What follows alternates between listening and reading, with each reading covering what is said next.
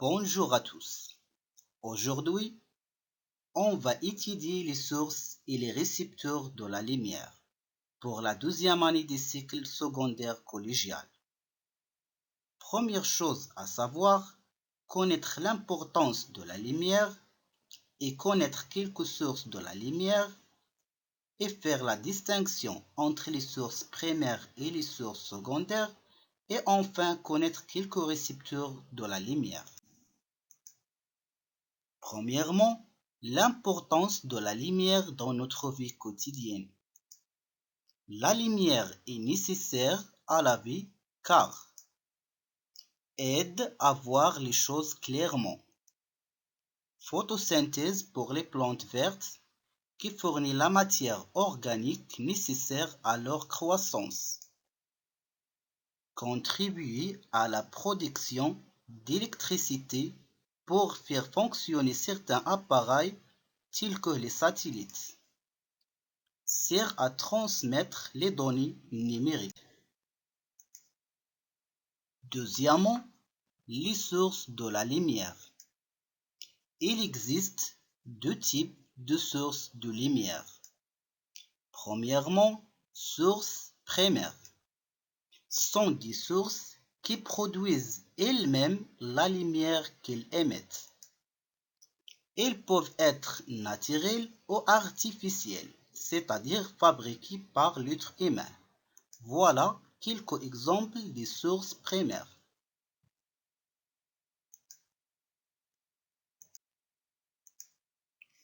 Deuxièmement, sources secondaires sont des sources qui ne produisent pas la lumière, mais qui renvoient celles qui reçoivent dans toutes les directions. Sont appelés des objets diffusants, car ces objets diffusent une partie de la lumière qu'ils reçoivent. Elles peuvent être naturelles ou artificielles. Exemple, la lune, la terre, un cahier, un tableau, etc.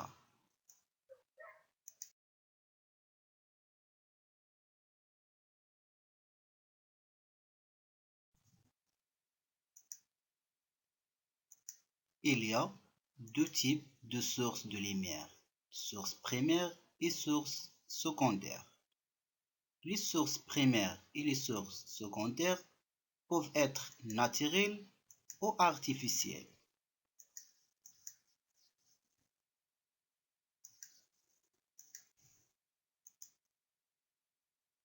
Troisièmement, récepteur de la lumière. Un récepteur de la lumière est un corps ou un dispositif sensible à la lumière ou qui sous l'effet de la lumière subit une transformation. Il existe trois types de récepteurs de la lumière. Premièrement, récepteur photochimique. Voilà le chlorure d'argent en présence de la lumière noircit. Il devient noir. Et en absence de la lumière, conserve son couleur blanc. Un précipité de chlorure d'argent noirci lorsqu'il est exposé à la lumière. À l'obscurité, il conserve son aspect blanc. Le chlorure d'argent subit une réaction chimique sous l'action de la lumière. Donc, le chlorure d'argent est un récepteur photochimique. Deuxièmement, récepteur physiologique ou bien biologique. Dans l'obscurité, la pupille se dilate pour laisser passer plus de la lumière. En présence de lumière, la pupille se rétrécit pour réduire la quantité de lumière pénétrant dans l'œil. Donc, L'œil est un récepteur physiologique.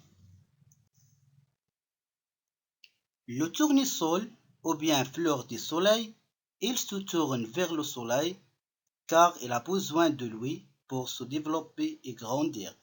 Donc, le tournesol est un récepteur physiologique. Récepteur électronique. Lorsque la pile photoélectrique est éclairée, elle produit un courant électrique qui permet d'allumer la lampe. Donc, la pile photoélectrique est un récepteur électronique.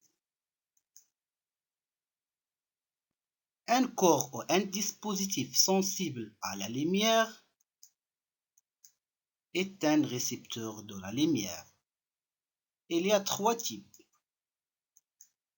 Récepteur électronique,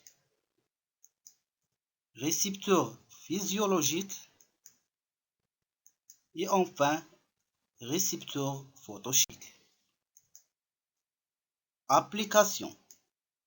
Complétez les phrases avec les mots suivants. Envoi, primaire, secondaire, diffuse.